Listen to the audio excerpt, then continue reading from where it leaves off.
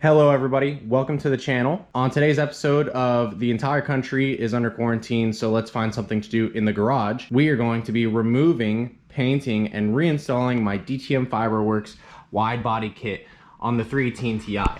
I've had this kit installed on the car for definitely over a year now, and believe it or not, I've just never gone around to painting the kit. I think it's about time that we get to giving this car some love. So to do this, I've got all my supplies laid out here, besides my wash bucket, because we do need to wash the car. This car has never been paint corrected or polished or anything along those lines, so we're gonna be doing a lot of work today. First off, the whole car is gonna get a compound and a polish, and then a wax later.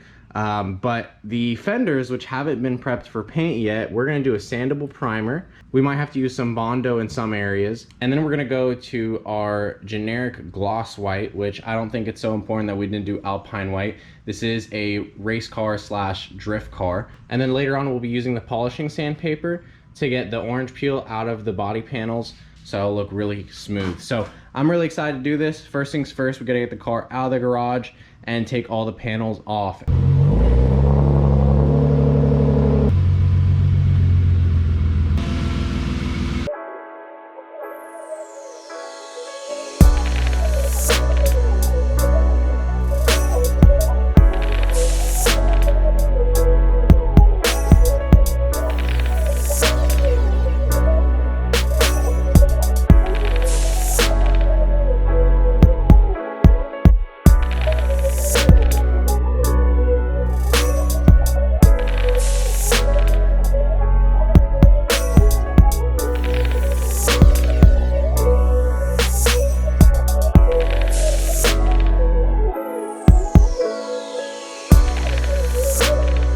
So here we are with the body kit fully removed. Now, like I said, I've been drifting and driving with this kit on for a while now, so it doesn't surprise me that the car is dirty.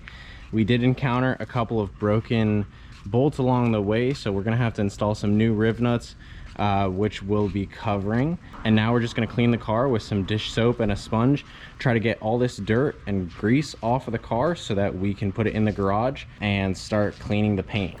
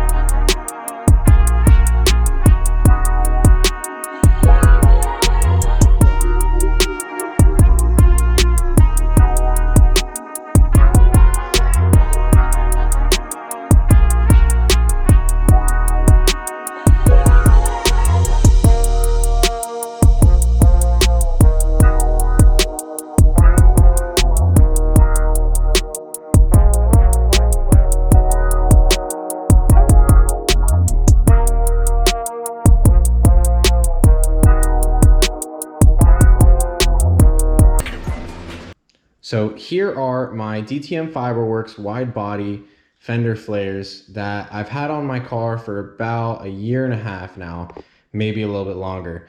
I had never painted them because they came white, they came sort of prepped, and I wanted to get them on the car, so I kind of rushed. But now what we're gonna do is we're going to cut off a couple spots where I think the kit could use more clearance for my car.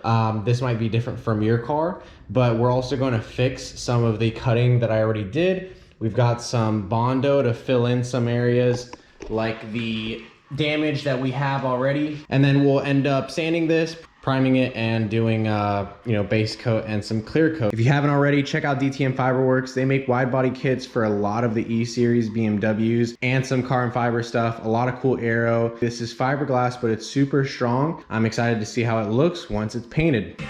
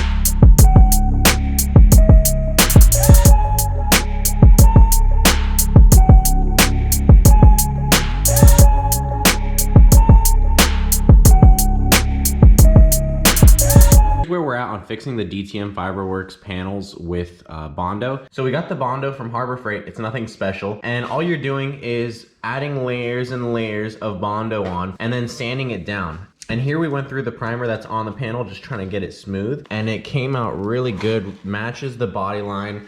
I'm using a block sander, and I don't want to make it look perfect because I feel like I don't want the car to go for being perfect. So we'll finish up sanding this with some higher grit sandpaper to get it really smooth. And then we're gonna do a primer, a sandable primer, and then we'll go to paint matching and doing clear coat.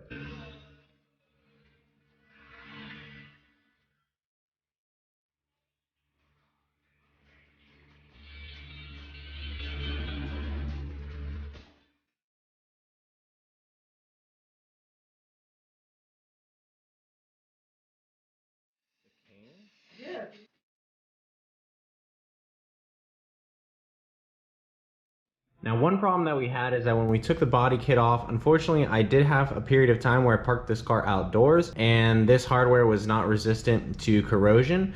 So there were a couple of bolts that either snapped off or they were just spinning in their place. And so that means we're gonna have to take out a couple of these rivnuts.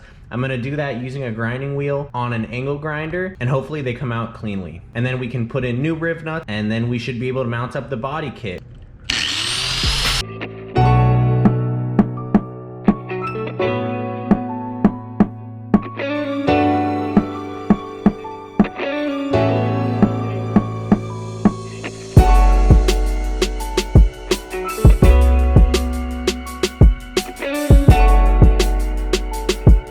And now we're gonna put in a fresh rivnut. So I think the hole is gonna be a little bit bigger than before, but the rivnut isn't popping through, and so I think that means it is not too big. We'll go ahead and put it on this end. Pretty simple. Put it in, try to make sure that it stays level, and give it a good squeeze. And that looks right to me. So there you go, brand new rivnut installed. I think I'm gonna clear coat this now and try to avoid any rust or corrosion happening in the future, but this car will probably spend the rest of its life indoors.